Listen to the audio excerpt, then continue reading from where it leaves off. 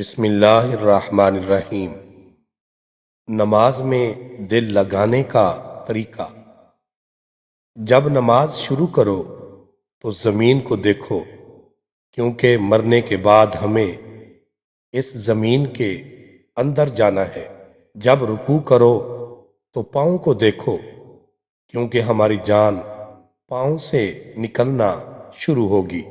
جب سجدہ کرو تو ناک کی سمت میں دیکھو، کیونکہ مرنے کے بعد سب سے پہلے ناک ختم ہوگی۔